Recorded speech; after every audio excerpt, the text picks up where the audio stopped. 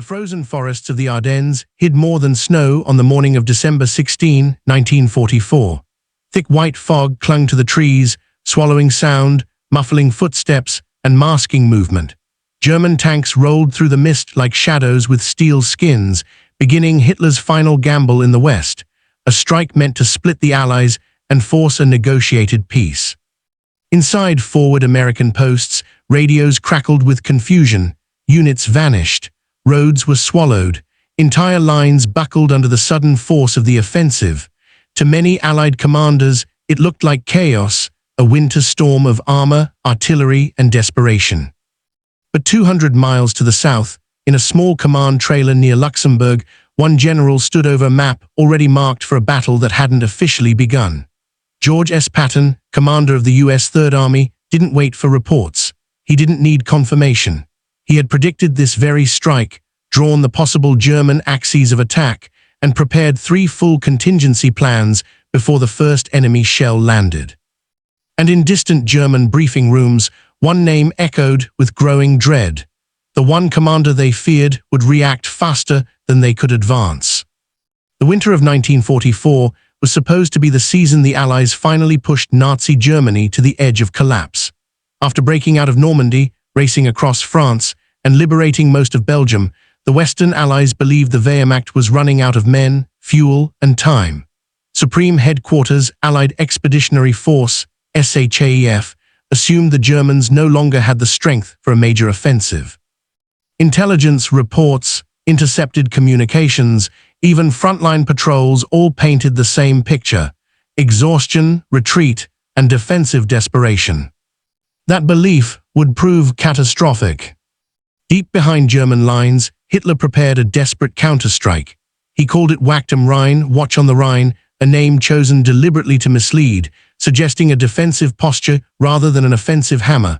But the operation was anything but defensive.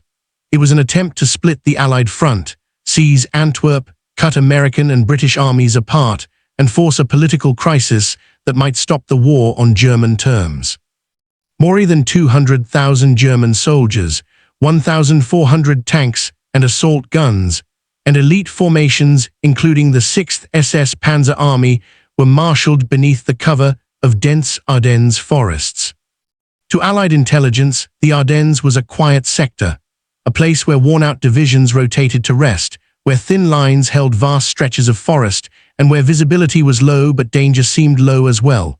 Weather was worsening, cloud ceilings dropped, snowstorms thickened, air reconnaissance, the Allies' greatest advantage, was grounded, German radio discipline sharpened.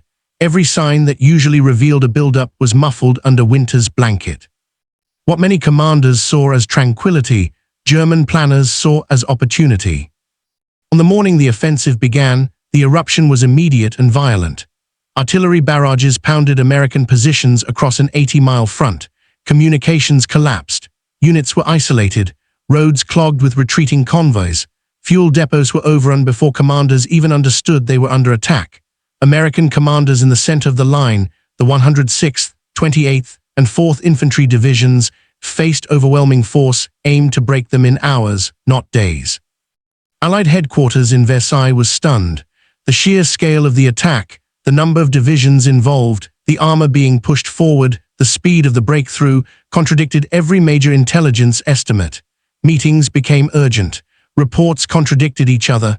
Maps shifted by the hour. It was unclear whether this was a raid, a spoiling attack, or the beginning of something larger. But to the German High Command, the real question was different: how long until Patton reacts? Because unlike other Allied commanders, Patton had consistently warned that the Germans were not finished. He distrusted the idea that collapsing fronts meant collapsing will. He believed the Wehrmacht was capable of surprise, even in defeat. And he knew that the Ardennes, the same route Germany had used in 1940 to outflank France, was not a quiet sector, but a natural corridor for a last desperate strike. In the days leading up to the offensive, Patton's G2, Colonel Oskar Koch, had studied the patterns: German armored movements behind the Eifel, increased railway traffic, tightening of German communication networks, and peculiar activity by the SS Panzer units normally held in reserve. Many dismissed these signs, but Patton didn't. He ordered contingency plans drafted for an enemy attack aimed at the First Army's sector. He instructed staff to prepare for a rapid pivot north, something no other Allied army was considering, and he did it quietly, without announcing it to higher command until he was certain. This skepticism wasn't randomness, it was experience. Patton had studied German strategy for years. He respected their capacity for operational deception. He believed their high command still had the ability to pull together a final counterblow, even while in retreat. And he was painfully aware that winter conditions favored defenders and masked movements.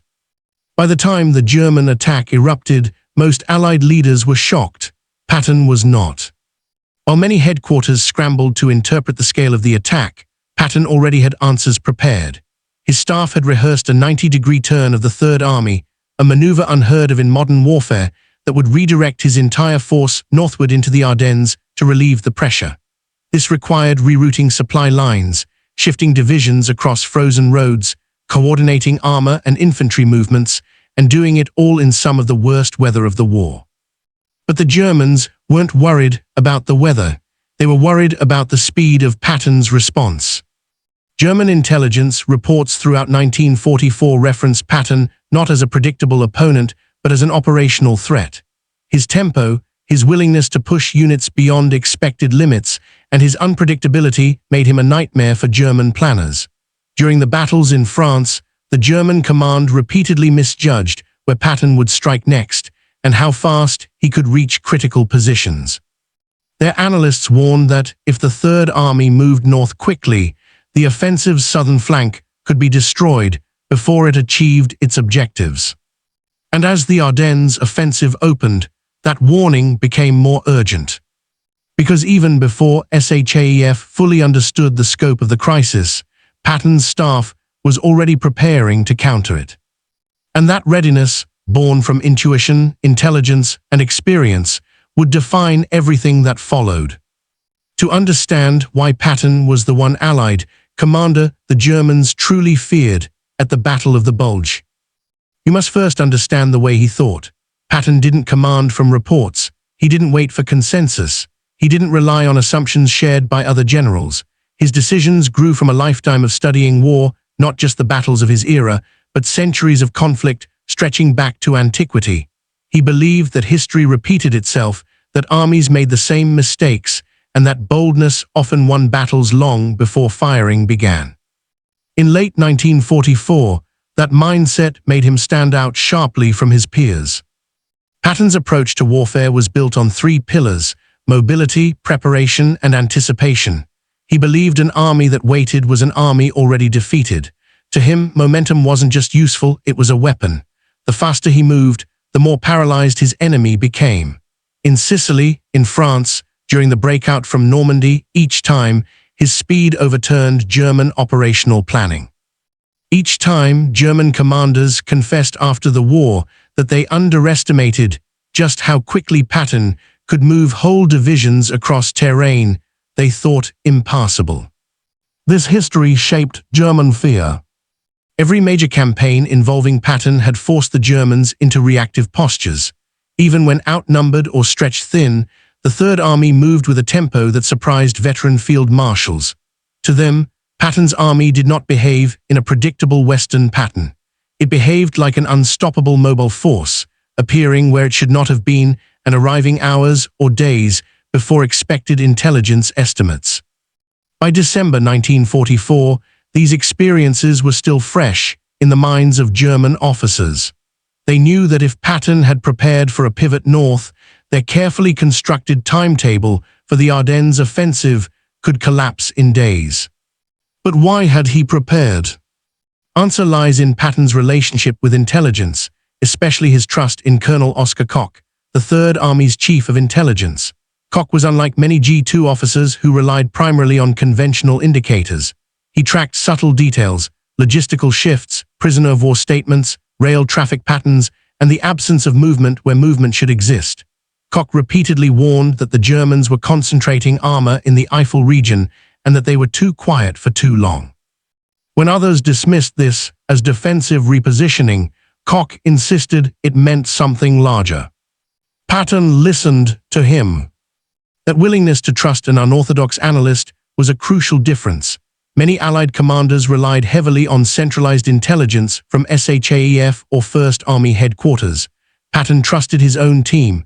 When Koch said the Germans were preparing a counteroffensive, Patton didn't argue, he planned. He ordered extensive logistical studies. He tasked staff with mapping winter routes. He prepared divisions for sudden reorientation. And he went a step further. He demanded contingency plans for a massive German attack in the Ardennes. These plans were not hypothetical. They were operational scripts, timed, structured, and rehearsed on paper. Officers from the Third Army later recalled that Patton spoke of the inevitable German counterstroke long before it began, insisting that the Germans would not accept defeat without a final blow. He was right. Patton's training philosophy also contributed to his readiness. He believed armies performed in crisis exactly as they were trained in calm. His divisions drilled constantly. They rehearsed maneuvers even during winter storms. They practiced rapid redeployment, night movements, and coordinated armor infantry operations on short notice. This discipline meant that when Patton ordered a 90-degree pivot north, an almost unthinkable maneuver for a modern army, the Third Army responded with discipline rather than confusion. To the Germans, this kind of responsiveness was terrifying. Their own units required far more time to regroup, supply, and maneuver. They had counted on surprise, on weather, and on Allied confusion lasting long enough for them to break through. But Patton's record showed that if anyone could shatter that timeline, it was him. German fear also stemmed from Patton's psychological presence. His reputation for aggressive pursuit, relentless pressure, and bold operational decisions preceded him. German officers had read reports from Sicily describing his rapid envelopments. They studied his maneuvers across France, where he advanced so quickly that German planners had to redraw defensive lines almost daily. They watched his armored divisions strike with precision, never giving them time to regroup. To them, Patton represented more than a general. He embodied a style of warfare Germany had once mastered, but could no longer sustain: mobile, unpredictable, ruthless in momentum. As the Ardennes offensive expanded, that reputation became a strategic factor. German units feared that once Patton moved, their southern flank, stretched, exposed, and vulnerable, would be in danger. Hitler's ambitious timetable allowed little room for disruption. A single fast-moving counterstrike from the south could break the offensive into isolated pockets. Patton knew this, and he intended to exploit it.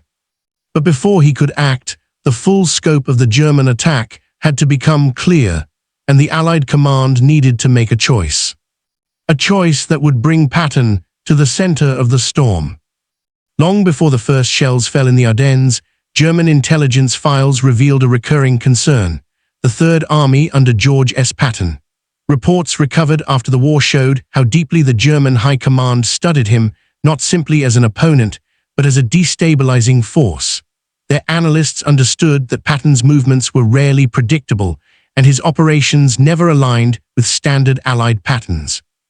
He was fast where others were cautious, aggressive where others hesitated, and inclined to seize opportunities even when circumstances seemed unfavorable. During the 1944 campaigns in France, German commanders repeatedly found themselves outmaneuvered by Patton. His armored divisions cut through weak points, exploited gaps, and advanced faster than German defensive networks could recalibrate. This created a psychological advantage. German planners began assigning disproportionate weight to Patton's potential actions in their forecasts. By the time WWII am Rhine was being prepared, the Germans assessed that the only commander who could mobilize a decisive response quickly enough to threaten the offensive was Patton. They knew Eisenhower's command structure relied on broad consensus. They knew Montgomery's 21st Army Group was too far north. They believed other American armies lacked the operational flexibility to reposition rapidly. But Patton, with a history of sudden, sweeping maneuvers, was the exception. It was this fear, embedded in intelligence assessments, that made his potential involvement a key risk factor in the German plan. And once the offensive began, that fear became a looming reality.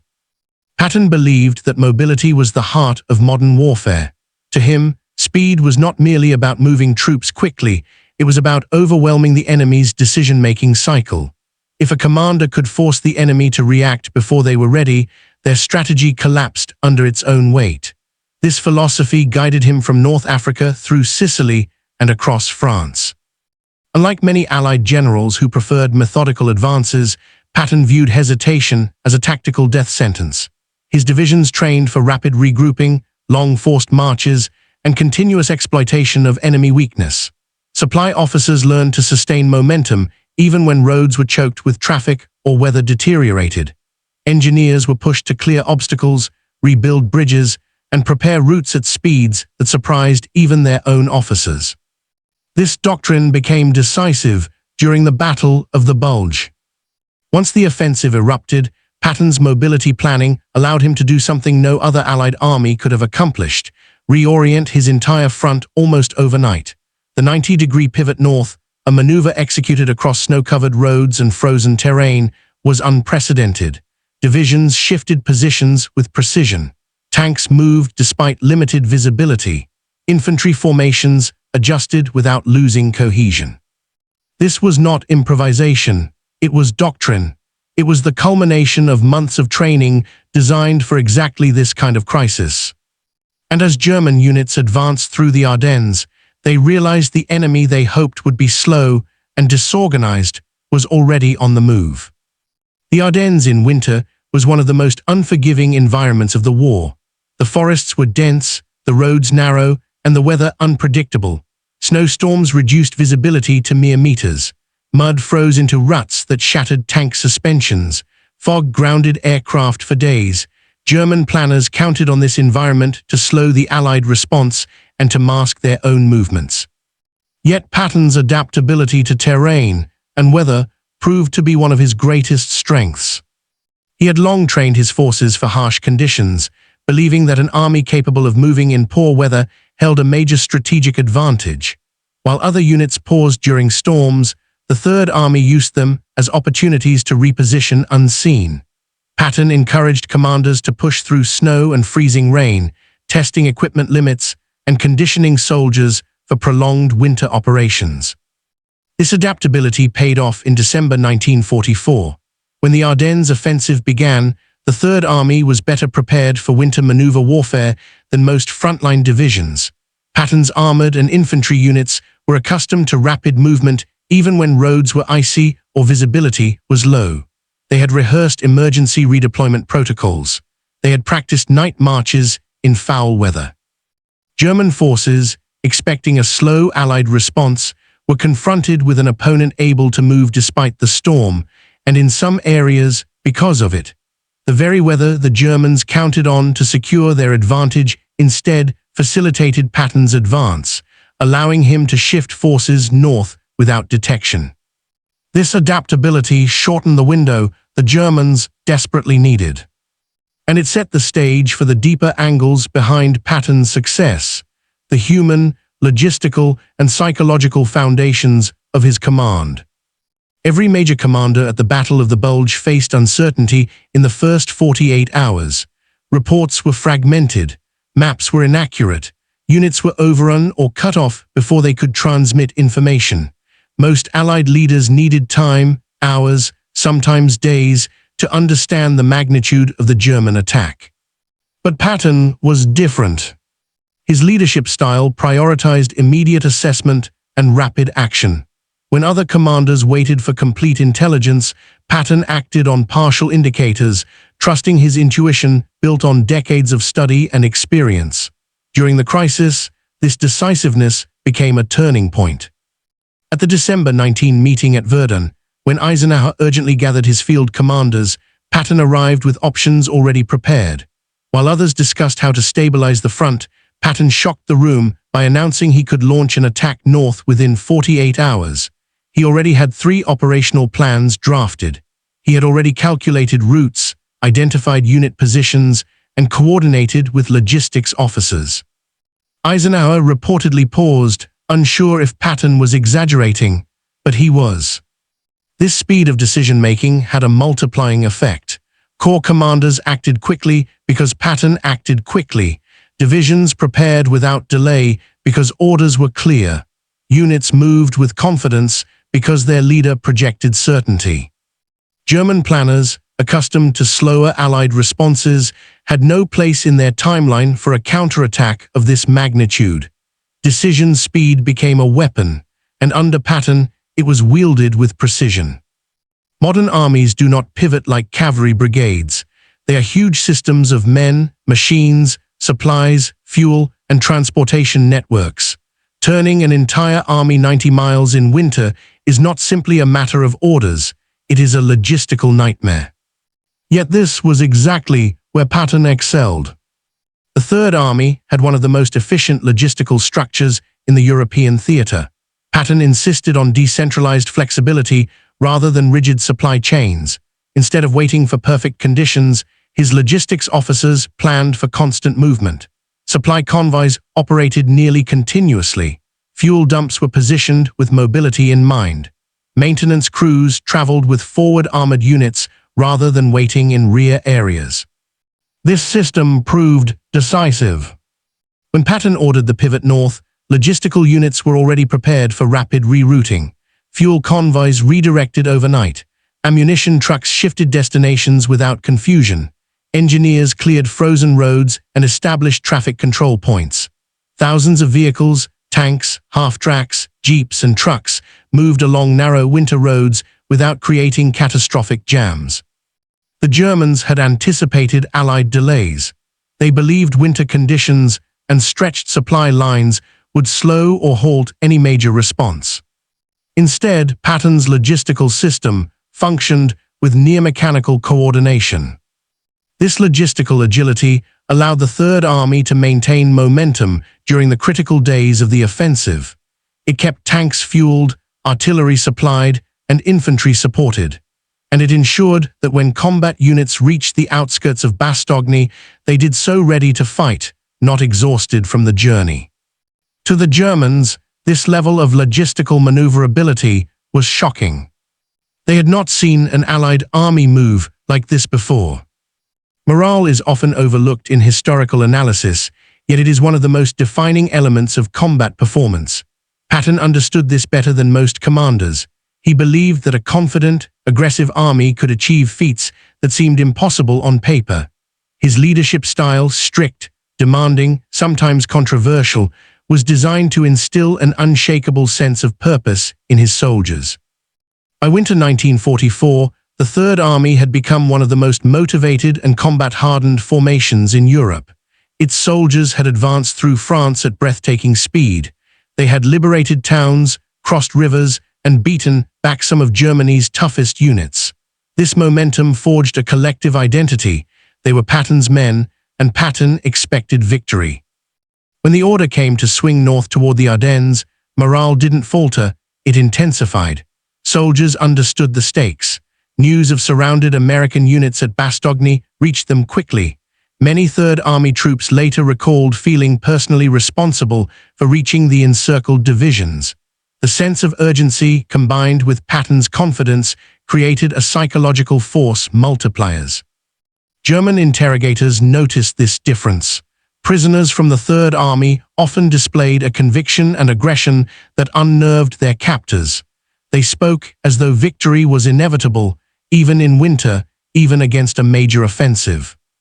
This morale advantage meant that when Third Army units reached combat positions, they fought with a ferocity the Germans had not fully anticipated. Their momentum continued through brutal weather, heavy resistance, and relentless counterattacks. Morale alone does not win battles, but when combined with mobility, planning, and leadership, it becomes a decisive advantage. And for Patton's army, it became the emotional engine driving the breakthrough to Bastogne. Patton's staff later described it as the fastest operational pivot in modern military history. And it began the moment the green light flashed on his field telephone. Mid-briefing, Patton stood up, slid his map across the table and said, "Gentlemen, my army is already on the move." The stunned silence that followed was not dramatic exaggeration. This was recorded by multiple witnesses. While other generals were still digesting the news of the German offensive, Patton's columns were already refueling, already rearming, already turning north. The roads were frozen, narrow, and choked with retreating U.S. units. Temperatures were lethal. Fuel was scarce. The terrain guaranteed bottlenecks. And yet, Patton ordered a 90-degree army pivot and demanded it be completed in 6 hours. For reference, under normal conditions, such a maneuver requires 48-72 hours of planning, coordination, and logistical forecasting. Patton did it in one winter afternoon. Cinematic cutaway, what his staff saw. Officers scrambled out of tents, mess halls and outposts as runners shouted. Change of direction, north now. Engines roared to life. Snow churned under tank treads. Convoys stretched over miles of roads that were never designed for armored traffic. But the impossible was happening. The Third Army was physically rotating, like a giant metal spear turning toward danger. And Patton, he stood in the freezing wind, map under one arm, watching the first tank columns roll out. He muttered one line, caught by his aide. "We are going to relieve Bastogne or die getting there." The mission was simple. The reality was suicidal. Patton's Third Army had to travel 100 miles in a blizzard through enemy territory in half the normal time.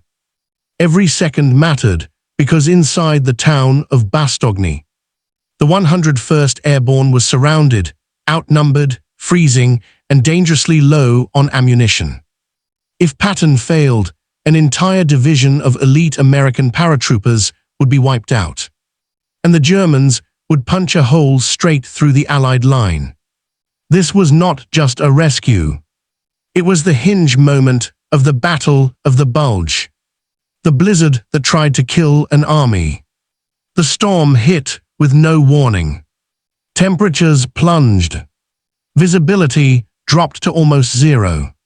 Tank engines froze solid. Roads turned into glass. A Third Army corporal later said, "You couldn't see your own boots, but Patton said move, so we moved." Progress slowed to a crawl. Convoys kept sliding off icy roads. Fuel trucks flipped. Wounded men froze before medics could reach them. And still they marched north. German high command didn't believe it. When reports reached the Germans that an entire American army was advancing through the storm, a senior officer famously said, "Impossible, no army moves in weather like this." But Patton's army did. Because Patton had wired them for this moment months earlier, training them to move fast, strike fast, and improvise under chaos. In one of the most surreal scenes of the war, Patton summoned Chaplain James O'Neill.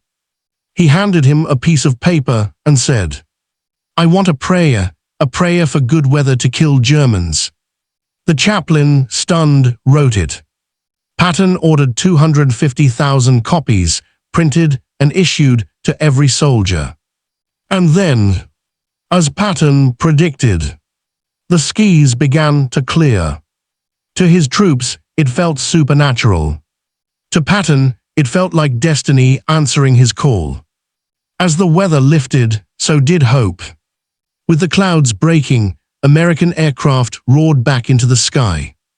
German supply lines were hammered. Patton's columns accelerated. And then, on December 26th, after one of the fastest relief operations in modern history, the first tanks of the Third Army broke through the German lines and entered Bastogne.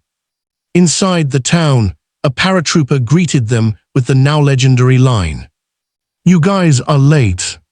But Patton wasn't late. He was right on time. The moment the Third Army began its northward push, the entire dynamics of the Battle of the Bulge shifted. The German offensive, designed to fracture Allied lines, relied on speed, surprise, and the frozen Ardennes to slow any response. Their timetable assumed that no American army could react in days, let alone hours. Patton shattered that assumption. By December 21, just 5 days after the initial German strike, Patton had orchestrated one of the fastest operational maneuvers of the war. Divisions that had been oriented east-west were now swinging northward along narrow winter roads, threading through forests, over bridges, and past German strongpoints. Tank battalions moved ahead of infantry, clearing paths, while artillery units repositioned to support the forward push. Engineers worked day and night to repair roads and maintain supply routes. Every cog in the Third Army moved with precision. Patton had made several critical choices that defined the outcome. Prioritizing Bastogne, the 101st Airborne Division was isolated, surrounded, and running low on supplies.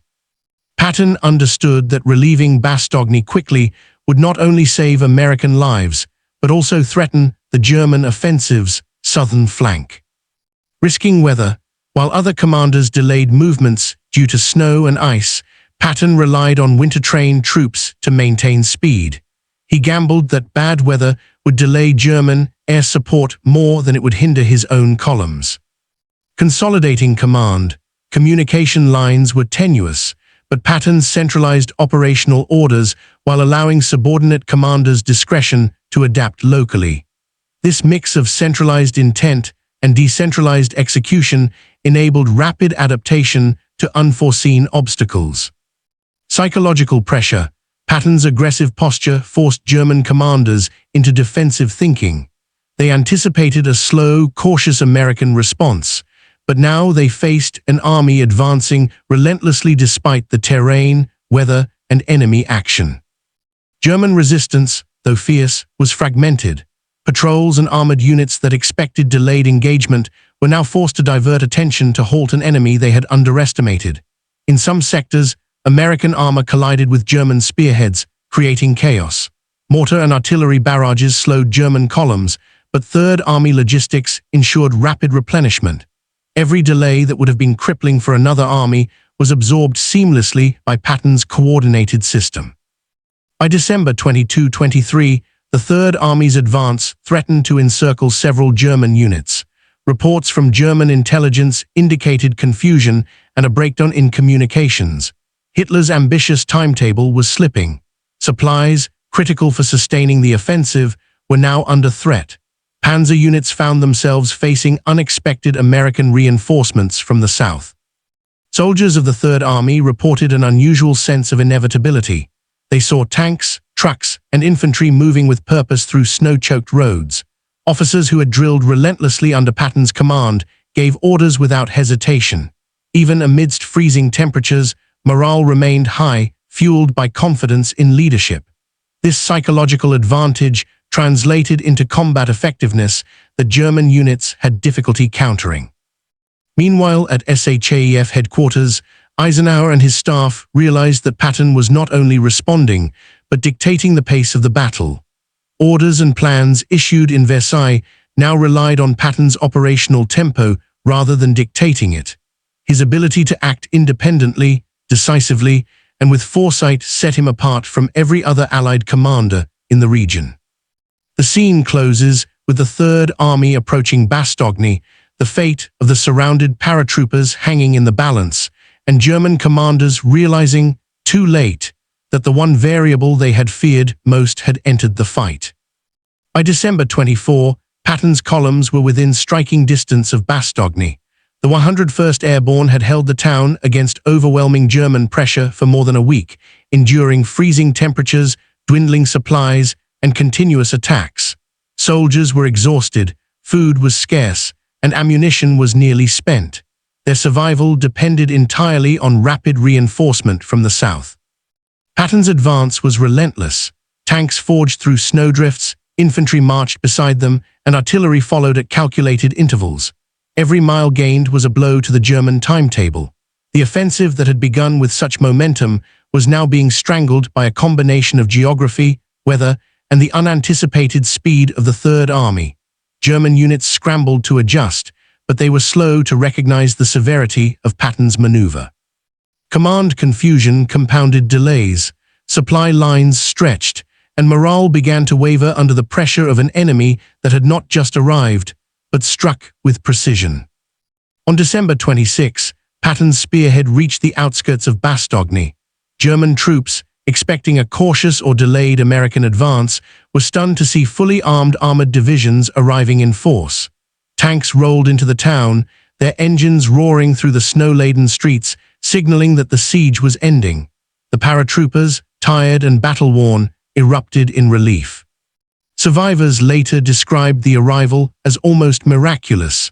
After days of being cut off, the Third Army had arrived exactly when it mattered most. The relief of Bastogne was more than a tactical victory, it was the psychological turning point of the Battle of the Bulge. German officers immediately recognized that their southern flank was exposed and that the offensive's timeline was collapsing. Orders became reactive, units were shifted hastily, disrupting cohesion. Patton had forced the Germans into a defensive posture while maintaining the initiative himself. His speed, foresight, and audacity had neutralized their initial advantage and transformed the battlefield dynamic.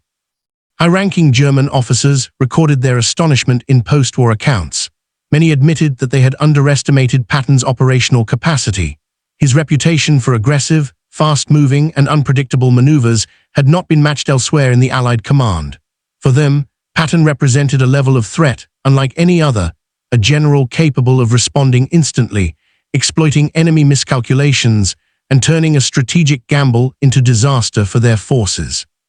At the front, German units found themselves engaged on multiple fronts, defenders of Bastogne, American reinforcements arriving from the south, and a constantly moving enemy that refused to be pinned down. Their morale faltered, and their operational coherence unraveled. The offensive momentum that had begun so promisingly for Hitler's armies was now reversing. Patton's decision to pivot the Third Army north, combined with meticulous planning, rapid logistics, and relentless leadership, had achieved what few imagined possible. In just days, a siege had been lifted, an offensive had been disrupted, and the Allies had regained strategic control. Bastogne became a symbol of American resilience, but it was also a testament to Patton's operational genius. The only general in the theater capable of executing such a high-speed, high-risk maneuver under the worst conditions. By the end of December, German forces were retreating, disorganized, and demoralized. Patton's Third Army was positioned to exploit weaknesses and contain any remaining German attempts to regain initiative. The battlefield had been reshaped, not just by men and machines, but by the decisiveness, foresight, and audacity of one general, George S. Patton. The German gamble in the Ardennes had collapsed almost as quickly as it had begun. Hitler's plan, meticulously crafted to split the Allied front, seize Antwerp, and force a negotiated settlement, ended in failure. The Ardennes Offensive inflicted heavy casualties, but it did not achieve its strategic objectives. By the end of December 1944, German forces were retreating under pressure from the north and south, their armored divisions depleted, fuel reserves exhausted, and operational cohesion shattered. Patton's Third Army played a central role in this collapse. The rapid northward pivot and the relief of Bastogne not only saved the surrounded 101st Airborne Division, but also created a new threat to the southern flank of the German advance. With Patton's forces pressing from the south, German units had to divert men, armor, and supplies to defend positions that had been assumed secure. The offensive's timetable collapsed under the weight of unforeseen opposition, and the momentum that had carried German units through the Ardennes evaporated. Allied command quickly recognized the significance of Patton's action. Eisenhower's headquarters, which had initially struggled to understand the scale of the German offensive, now saw that Patton's decisiveness and speed had effectively stabilized the front. By maintaining operational initiative, the Third Army not only relieved besieged forces, but also created opportunities to counterattack. The failure of the German offensive, combined with Patton's successful maneuver, restored Allied control over key roads, towns, and river crossings in the Ardennes. The German High Command, meanwhile, faced an impossible situation. Fuel shortages, cold weather, and the unexpected arrival of the Third Army forced cancellations of planned attacks and precipitated retreats in multiple sectors. Units that had penetrated the line found themselves exposed to counterattacks, and logistical breakdowns further slowed their progress. German intelligence reports expressed frustration and disbelief, often citing Patton by name as the general whose rapid response had undone weeks of planning.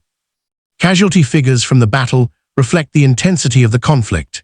Estimates suggest that the Germans suffered more than 80,000 casualties, including killed, wounded, and captured, while the Allies incurred approximately 75,000 casualties across all units involved. More critically, the Ardennes Offensive drained the German army of armored reserves and experienced personnel, leaving it weakened for the final months of the war. The strategic consequences extended beyond immediate losses.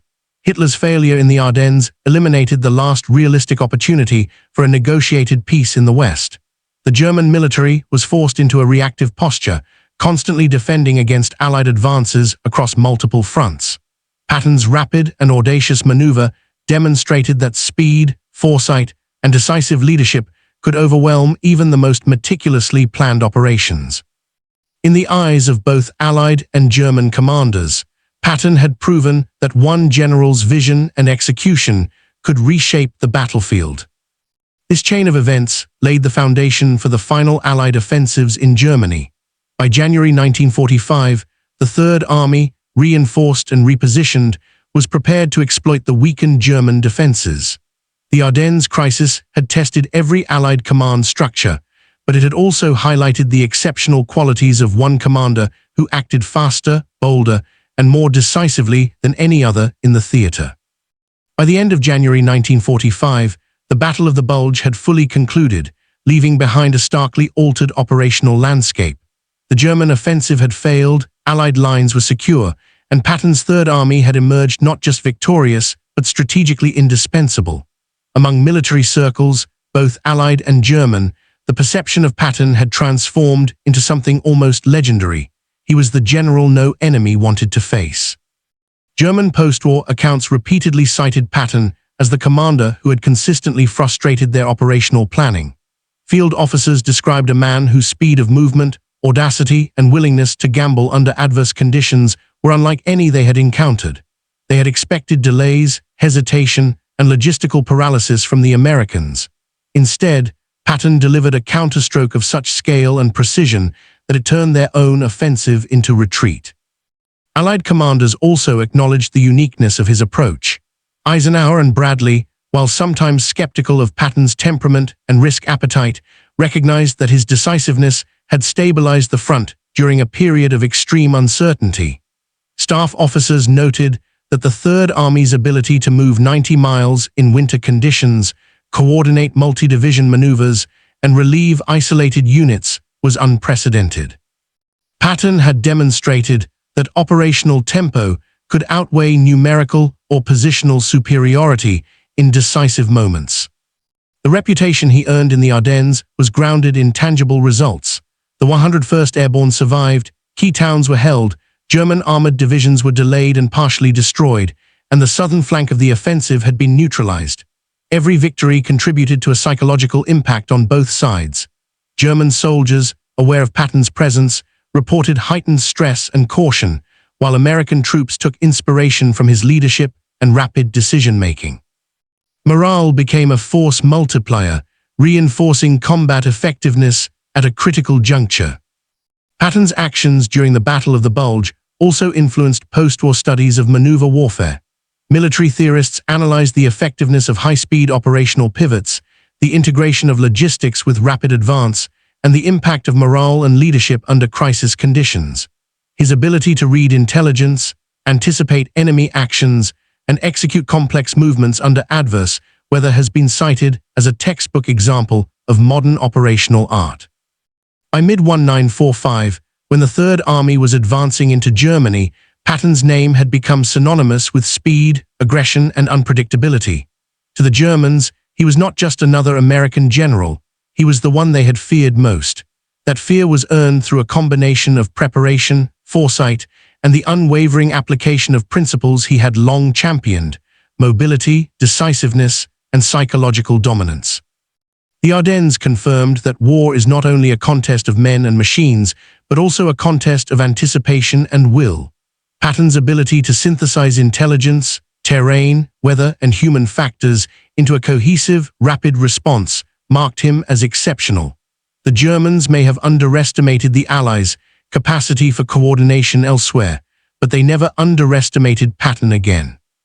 His reputation, forged in the snow, frozen roads, and desperate towns of the Ardennes, became enduring proof that a single commander's vision, courage, and execution could decisively alter the course of battle and shape history itself.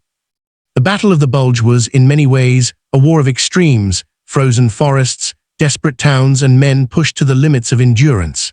Yet within that chaos, one factor stood out above all others: the singular vision and decisiveness of George S. Patton. While vast armies maneuvered across a fractured front and the Germans gambled on surprise and speed, Patton acted with clarity, foresight, and unrelenting momentum. He proved that preparation, audacity, and the ability to anticipate the enemy could outweigh even numerical disadvantage or severe environmental constraints. Patton's actions in the Ardennes demonstrated the profound interplay between human leadership and operational art. Machines and maps alone do not win battles. It is the mind behind the orders, the confidence it instills in subordinates, and the speed with which decisions are executed that shape outcomes. His capacity to read the battlefield, to trust his intelligence, and to push his army through blizzards and uncertainty was a testament to a rare combination of skill, courage, and instinct honed over decades. Beyond the immediate military consequences, Patton's Ardennes campaign offers a lesson in the psychological dimensions of warfare. The fear he inspired in German commanders was not the result of propaganda or rumor, but the observable reality of his past successes, operational speed, and relentless drive. Morale, perception, and anticipation became as decisive as artillery or armor. The Third Army moved not just through snow and forests, but through the collective expectation of the enemy, reshaping their calculations and forcing them into reactive desperation. Ultimately, the story of Patton at the Bulge is a reminder that history is often determined not by the size of armies or the strength of fortifications, but by the boldness of ideas and the courage to act on them. In a winter of chaos and uncertainty, he was the constant, the force whose decisiveness turned crisis into opportunity. The Ardennes may have tested the limits of men and machines, but it also illuminated the timeless truth: in war, vision and action can become as lethal as any weapon. The Battle of the Bulge passed into history not just as a testament to Allied resilience, but as the defining moment in which one general's foresight, audacity, and operational brilliance reshaped the outcome of a critical campaign, leaving a legacy of respect and fear that endured long after the guns fell silent.